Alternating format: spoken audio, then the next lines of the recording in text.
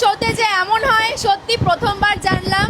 Actually প্রথমবারই যাচ্ছি তো কোনো রিয়েলিটি শোতে আমরা, এবার জানি না যে কেমন হতে চলেছে। আমাদের এক্সপেকটেশন রয়েছে অনেক ভালো হবে, অ্যান্ড যা ভিডিও দেখছি আই থিঙ্ক অনেক ভালো হতে পারে।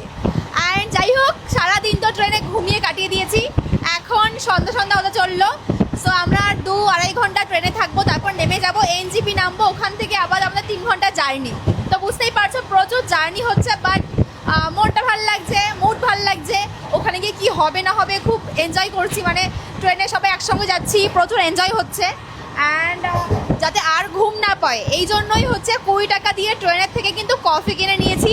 আর এত দারুণ হাওয়া দিচ্ছে, আমরা এসি ট্রেনে করে যাচ্ছি, বাট মনে হচ্ছে এখানেই ন্যাচারাল হাওয়াটাই বেস্ট।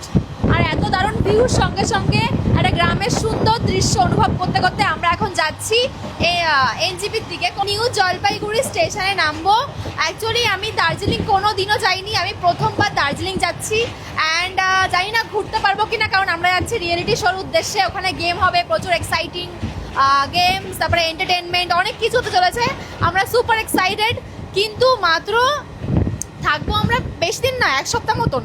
কিন্তু এর মধ্যে আমাদেরকে বলেছে 40টা আউটফিট পরতে হবে। এটা নিয়ে একটু টেনশনে রয়েছে যে কখন কি শোটা হবে, বাট কিছু তো রিয়েলিটি শো, মানে কিছুটা বিহাইন্ড দ্য স্ক্রিন তো অবশ্যই আমি শেয়ার করবো। অ্যান্ড হ্যাঁ, আমরা এক্সাইটেড, তোমরা কারা কারা এক্সাইটেড অবশ্যই জানিও।